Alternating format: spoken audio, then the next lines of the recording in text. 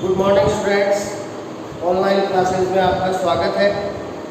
Last class में अपन ने औद्योगिक महत्व के संघनन बहुलक में कंप्लीट किए थे, एक तो नायलॉन 6 और एक बेकेलाइट। आज अपन औद्योगिक महत्व के संघनन बहुलक में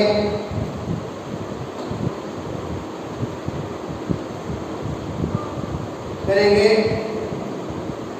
रेजिन बहुलक। संघनन बहुलक के अंदर आज अपन करेंगे रेजिन बहुलक। अब रेजिन बहुलक अपने दो दिए हुए हैं, एक तो है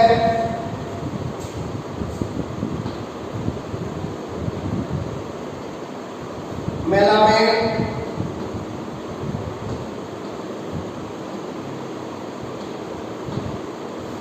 फॉर्मेल्डिहाइड,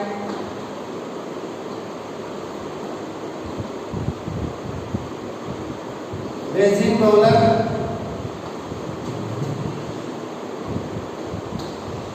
और दूसरा है यूरिया,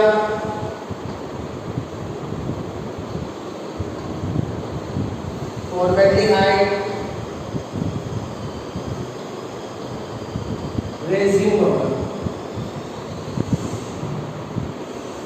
अब देखिए, इन दोनों रेजिन बहुलकों के निर्माण का तरीका सेम है और इनकी जो एकलक इकाइयां हैं वो इनके नाम में ही है। इसकी एकलक इकाई एक तो मेलामाइन और दूसरी फॉर्मेल्डिहाइड, और इसकी एकलक एक तो यूरिया और दूसरी फॉर्मेल्डिहाइड। फॉर्मेल्डिहाइड दोनों में कॉमन है। अब देखिए, पहले अपन करते हैं मेलामाइन फॉर्मेल्डिहाइड रेजिन बहुलक।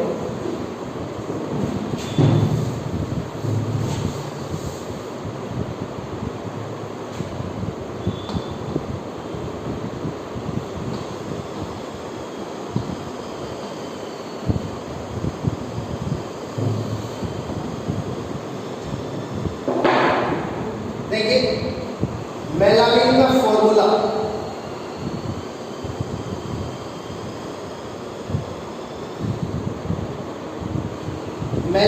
फॉर्मूला देखिए, इसको याद करने का तरीका अपन को पता है। ये क्या है? बेंजीन। अब बेंजीन के एकांतर क्रम में 3 कार्बन हटा दीजिए। एकांतर क्रम मतलब पहला हटा दिया, तीसरा हटा दिया, पांचवा हटा दिया, और इन कार्बन की जगह लगा दो नाइट्रोजन।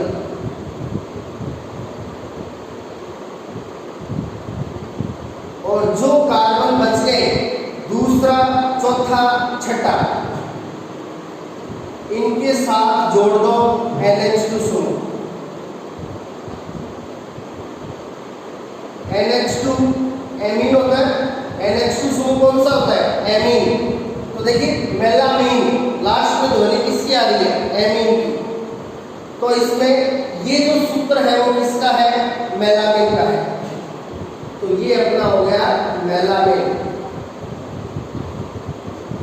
ये इसकी पहली इकाई हो गई, और दूसरी इकाई है वो है फॉर्मेल्डिहाइड।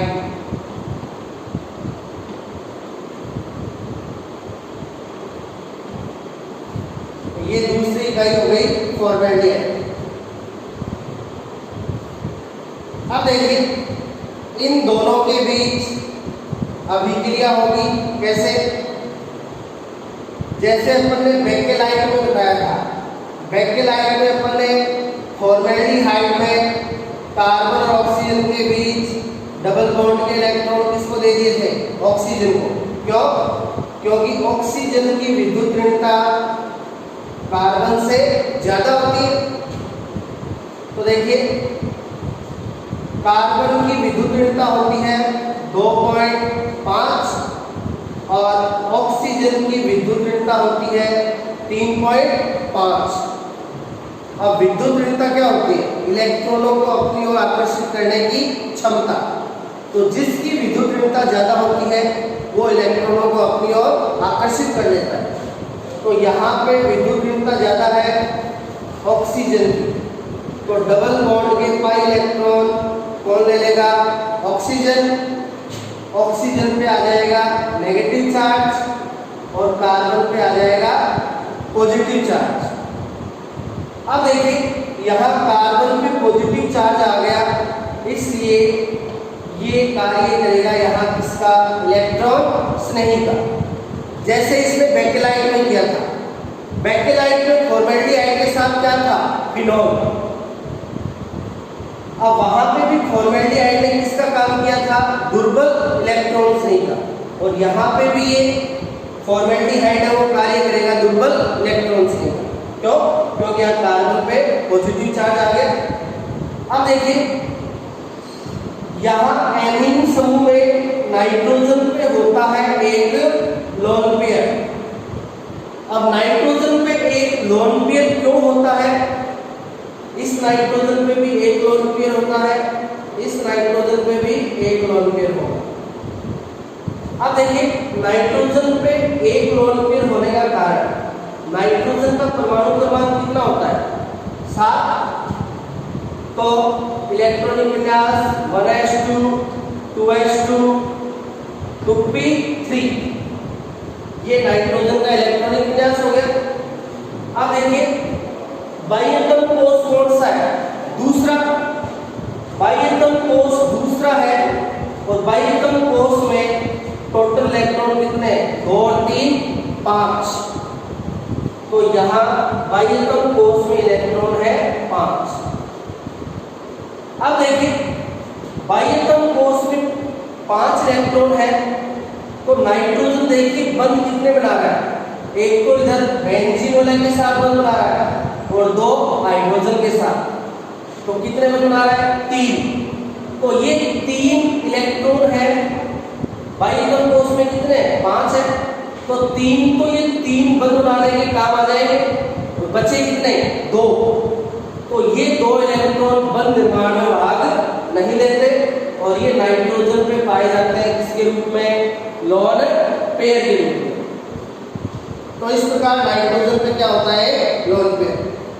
अब यहाँ पे कार्बन पे प्लस आ गया, तो ये कार्य कर रहा है इलेक्ट्रॉन स्नेही का। और यहाँ इसमें नाइट्रोजन के पास क्या है? लोन पेयर के रूप में एक्स्ट्रा इलेक्ट्रॉन है। तो ये इलेक्ट्रॉन स्नेही है, यानी इसको इलेक्ट्रॉन की जरूरत है और इसके पास लोन पेयर के रूप में क्या है? एक्स्ट्रा इलेक्ट्रॉन है। तो ये नाइट्रोजन अपने लोन पेयर के इलेक्ट्रॉन दे देगा किसको? इस कार्बन को। अब देखिए ये अपने इलेक्ट्रॉन इसको दे देगा, तो क्या होगा? नाइट्रोजन पे चार्ज आ जाएगा आंशिक पॉजिटिव, नाइट्रोजन पे पॉजिटिव चार्ज आ जाएगा। अब नाइट्रोजन के पॉजिटिव को उदासीन करने के लिए इस नाइट्रोजन के साथ जो 2 हाइड्रोजन जुड़े हैं उसमें से एक हाइड्रोजन है वो अपने इलेक्ट्रॉन दे देगा किसको? नाइट्रोजन को, और निकल जाएगा किसके रूप में? H+ के रूप में। तो नाइट्रोजन ने अपने इलेक्ट्रॉन फॉर्मेल्डिहाइड के पॉजिटिव कार्बन को दे दिए थे, इसलिए नाइट्रोजन पे पॉजिटिव आ गया। तो नाइट्रोजन के पॉजिटिव को उदासीन करने के लिए इसके साथ जो 2 हाइड्रोजन जुड़े हैं उसमें से एक हाइड्रोजन अपने इलेक्ट्रॉन नाइट्रोजन को दे देगा और इसके प्लस को क्या कर देगा? उदासीन। और ये हाइड्रोजन यहाँ से H+ के रूप में निकल जाएगा और ये जुड़ जाएगा किसके साथ? फॉर्मेल्डिहाइड के नेगेटिव ऑक्सीजन के साथ। जैसे बेकेलाइट में भी हुआ था, बेकेलाइट में फॉर्मेल्डिहाइड ने फिनॉल पे अटैक किया था और तो पैराफिन, और वहां से प्रतिस्थापित हुआ था H+ और वो H+ जुड़ गया था फॉर्मेल्डिहाइड के O- से। तो यहाँ पे भी यही हुआ। अब देखिए ये H+ इस ऑक्सीजन से जुड़ गया, तो ये हो गया CH2OH। क्या हो गया? CH2OH हो गया।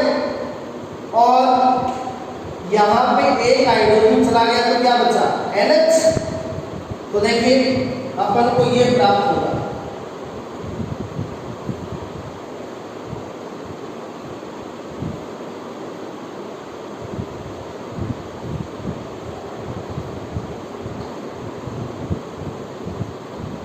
NH2 की जगह बचा NH, और ये हो गया CH2OH, ये हो गया CH2OH। यहाँ पे NH2 और यहाँ पे NH2, तो ये प्राप्त हो गया मेलामिन और फॉर्मेल्डिहाइड की क्रिया से। अब इसको यहाँ पे कहा जाता है रेजिन मध्यवर्ती। इसको यहाँ पे क्या कहते हैं? रेजिन मध्यवर्ती कहा जाता है। अब देखिए अब आगे क्या होगा, ये जो रेजिन मध्यवर्ती है ये आगे करेगा संघनन बहुलीकरण, यानी अब यहाँ पे छोटा अणु क्या निकलेगा? बाहर निकलेगा। तो रेजिन मध्यवर्ती के ले लेंगे कितने अणु? N अणु। तो रेजिन मध्यवर्ती के N अणु ले लेंगे तो देखिए क्या होगा, इधर से CH2OH का चला जाएगा OH, यहाँ CH2OH से क्या चला जाएगा? OH, और इधर NH2 से चला जाएगा H। तो NH2 से H गया और CH2OH से OH गया। यहाँ कितने अणु लिए थे? N अणु। तो इस प्रकार N अणु किसके निकल जाएंगे? जल के निकल जाएंगे, और N अणु जल के निकलने से ये कैसा दोलक हो गया? संगम दोलक। छोटा अणु बाहर निकल रहा है। तो देखिए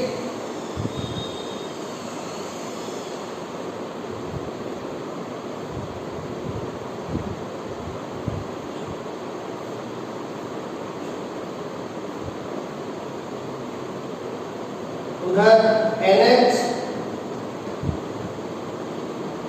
CH2 OH चला गया, इधर NH2 का H गया,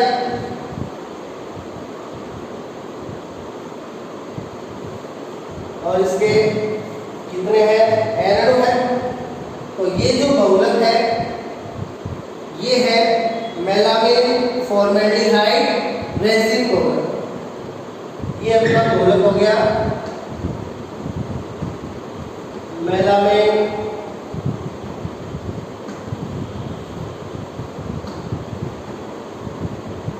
फॉर्मेल्डिहाइड रेजिन बहुलक।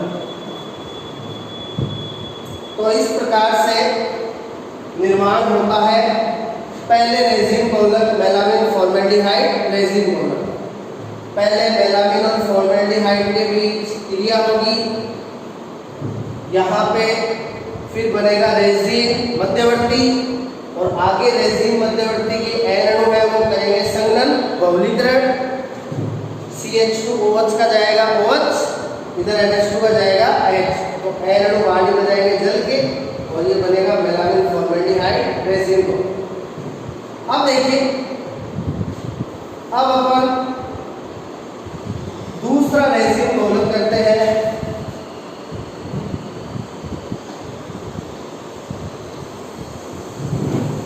यूरिया फॉर्मेल्डिहाइड रेजिन बहुलक।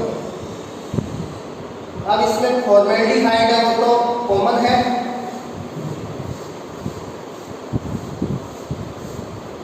और फॉर्मेल्डिहाइड है वो वही कार्य करेगा जो इसने बेकेलाइट और मेलामिन फॉर्मेल्डिहाइड रेजिन बहुलक में किया था। यहाँ पे भी वो सेम टू सेम काम करेगा। अब यहाँ दूसरी एकलक है यूरिया। तो यूरिया का फॉर्मूला अपन को पता है NH2 C++O NH2, ये है यूरिया। ये यूरिया का फॉर्मूला होता है। यूरिया प्रथम कार्बनिक यौगिक था जिसको वॉलर ने खोजा था समावेता के द्वारा। अब देखिए यूरिया NH2 C++O NH2। तो देखिए NH2 समूह मेलामिन में भी था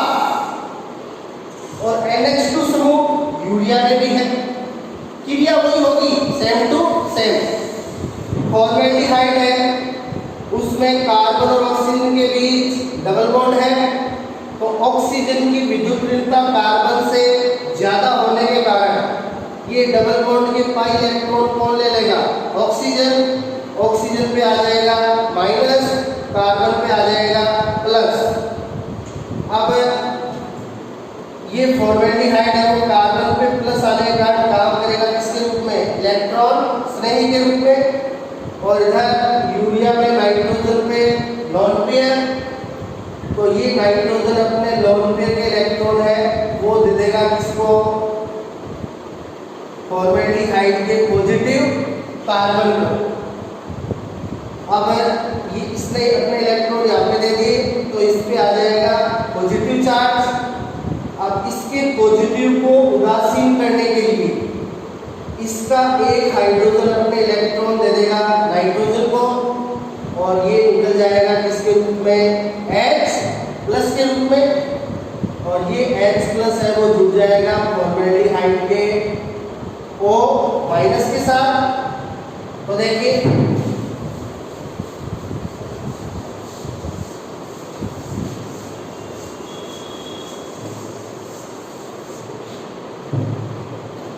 क्या प्राप्त होगा? यहाँ पे NH2 की जगह बचा NH, और ये हो गया CH2OH। तो देखिए NH2 C double bond O, NH2 की जगह NH, और ये जुड़ गया CH2OH। यानी नाइट्रोजन से सीधा कौन जुड़ा है? नाइट्रोजन से सीधा जुड़ा है ये प्लस वाला कार्बन, क्योंकि नाइट्रोजन ने अपने लोन पेयर के इलेक्ट्रॉन किसको दिए थे? पॉजिटिव कार्बन को दिए थे। तो ये प्राप्त हो गया। ये है यहाँ पे रेजिन मध्यवर्ती।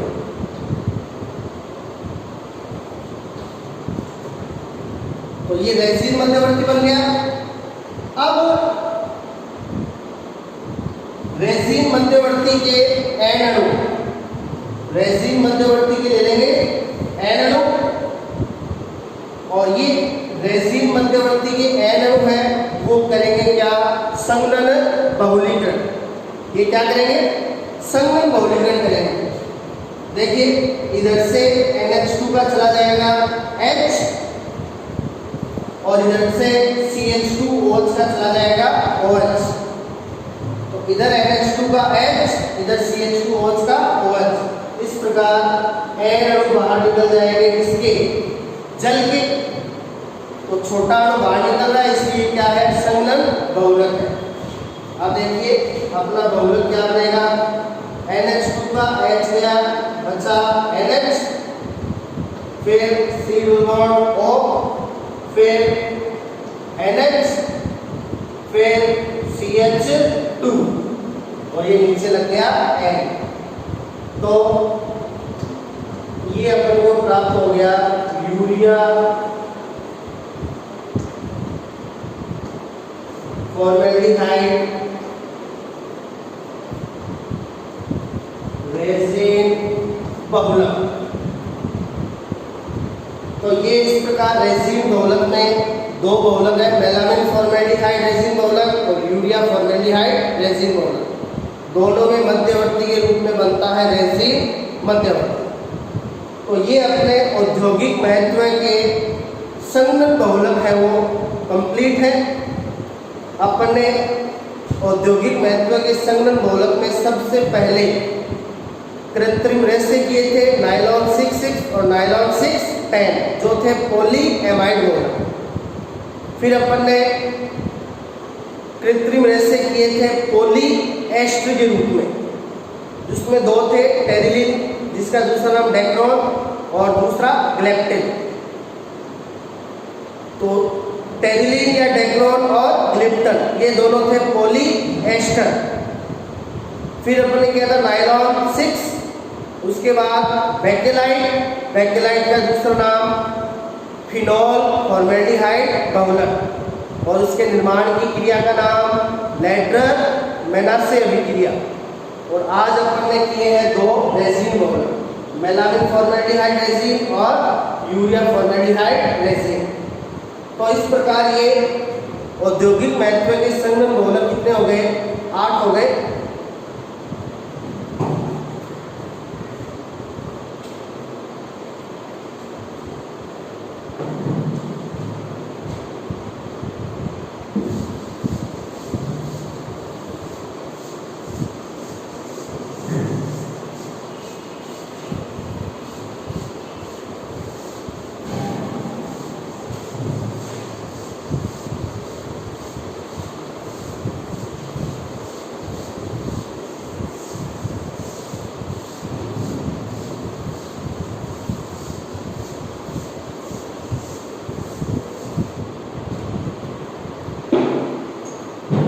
औद्योगिक महत्व के बहुलकों में योगात्मक हो गए और संगण बहुलक हो गए।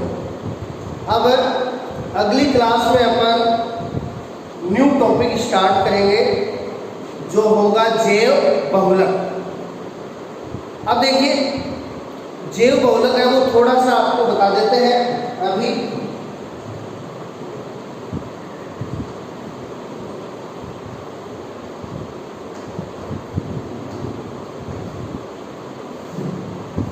जैव बहुलक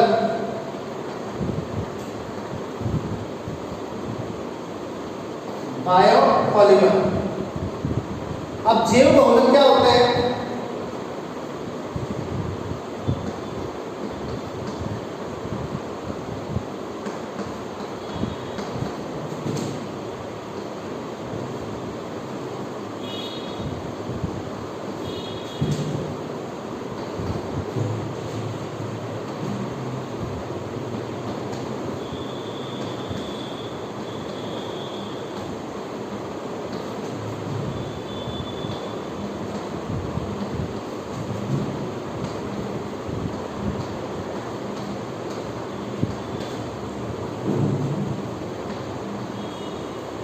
तो देखिए जैव बहुलक क्या होते हैं? पेड़ पौधों से प्राप्त बहुलक जो जीवों की शारीरिक क्रियाओं में क्या करते हैं?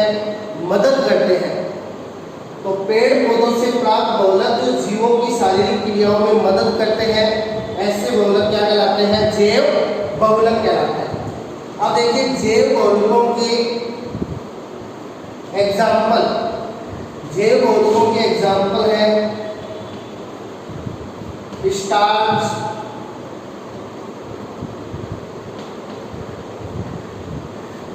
ग्लाइकोजन। अब स्टार्च और ग्लाइकोजन है वो बहुलक होते हैं किसके? ग्लूकोज के।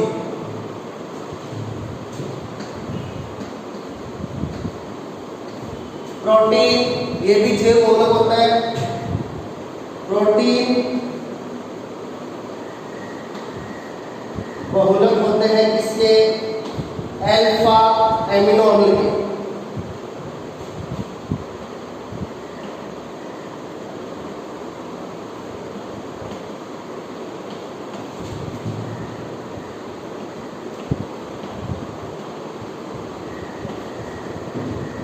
न्यूक्लिक अम्ल डीएनए और आरएनए ये बहुलक होते हैं किसके?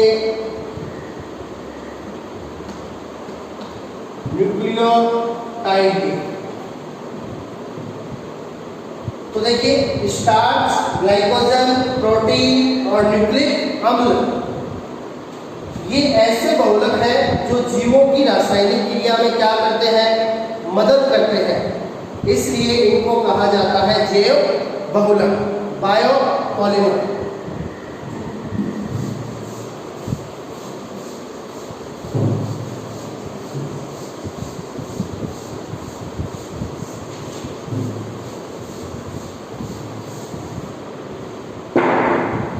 अब देखिए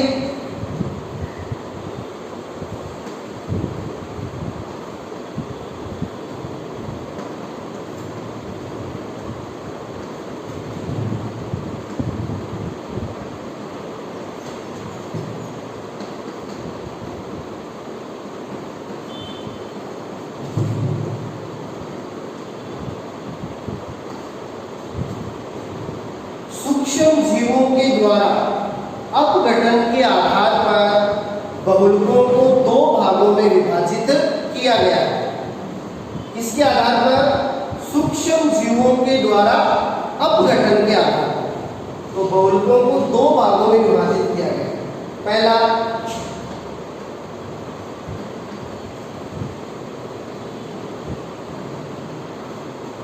जैव निम्नीकृत बहुलक और दूसरा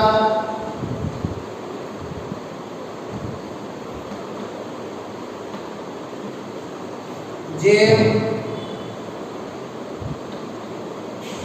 अनिम्नीकृत बहुलक। अब देखिए इनके नाम से क्लियर है इनकी परिभाषा। ये दो बहुलकों को अपन ने बांटा है जिसके आधार पर सूक्ष्म जीवों द्वारा अपघटन के आधार। अब देखिए जैव निम्नीकृत, जैव मतलब सूक्ष्म जीव, निम्नीकृत मतलब अपघटित हो जाना। तो ये ऐसे बहुलक होते हैं जो सूक्ष्म जीवों के द्वारा पूर्ण रूप से अपघटित हो जाते हैं। और जैव अनिम्नीकृत, जैव मतलब सूक्ष्म जीव और अनिम्नीकृत मतलब ये अपघटित नहीं होते। तो ये ऐसे बहुलक होते हैं जो सूक्ष्म जीवों के द्वारा अपघटित नहीं होते। तो देखिए पहले अपन करते हैं जैव निम्नीकृत बहुलक।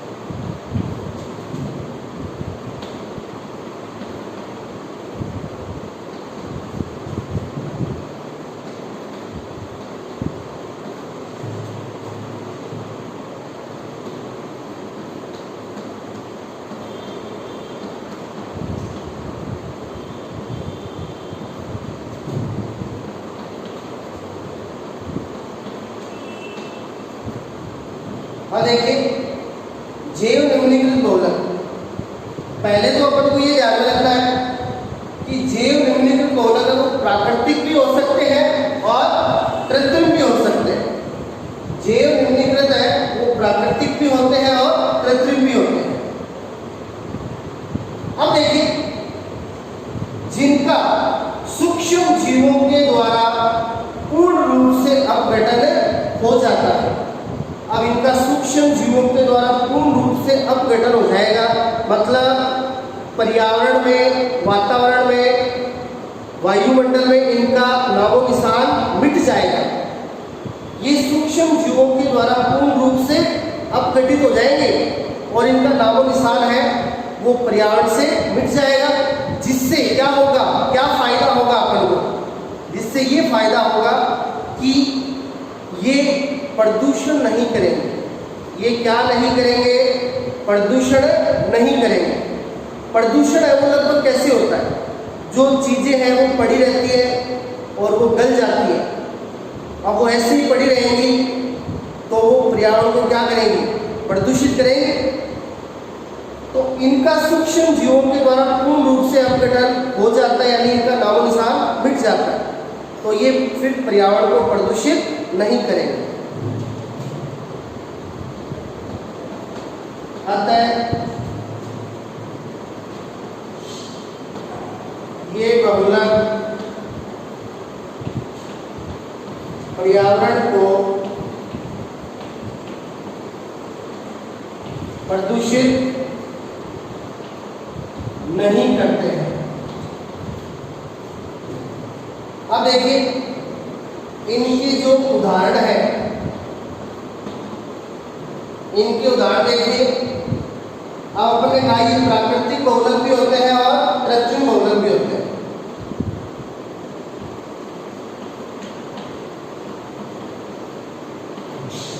तो ऐसे प्राकृतिक बहुलक जिनका सूक्ष्म जीवों के द्वारा अपघटन हो जाता है, स्टार्च और प्रोटीन। स्टार्च और प्रोटीन तो आएंगे प्राकृतिक में।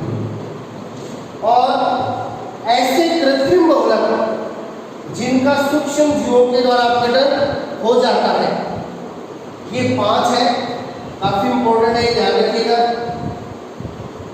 पहला है PHBV, इसका पूरा नाम क्या होता है वो अपन आगे करेंगे।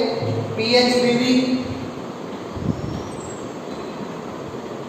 नायलॉन 26, नायलॉन 26, PGA, PLA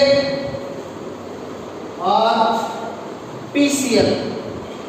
तो ये जो 5 बहुलक है वो ऐसे कृत्रिम बहुलक है जिनका सूक्ष्म जीवों के द्वारा अपघटन हो जाता है।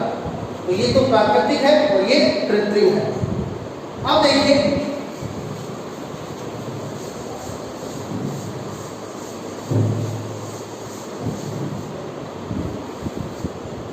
जैव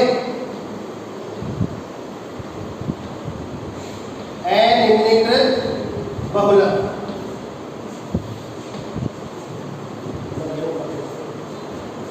अब जैव अनिम्नीकृत बहुलक को देखिए, ये केवल कृत्रिम होते हैं, इनमें प्राकृतिक नहीं आता। देखिए ऐसे कृत्रिम बहुलक जिनका सूक्ष्म जीवों के द्वारा अपघटन नहीं होता है। ऐसे कृत्रिम बहुलक जिनका सूक्ष्म जीवों के द्वारा अपघटन नहीं होता है क्या होता है? जैव अनिम्नीकृत बहुलक होते हैं। अब इनका सूक्ष्म जीवों के द्वारा अपघटन नहीं होगा, मतलब ये पर्यावरण में ऐसे ही पड़े रहेंगे और पर्यावरण को क्या करेंगे? प्रदूषित करेंगे। अतः ये पर्यावरण को प्रदूषित करते हैं। अब इनके एग्जाम्पल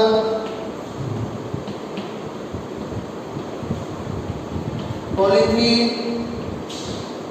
PVC, प्लास्टिक हो गए और टेरिलीन या डेट्रॉन और नायलॉन 66, ये क्या हो गए? रेसिन।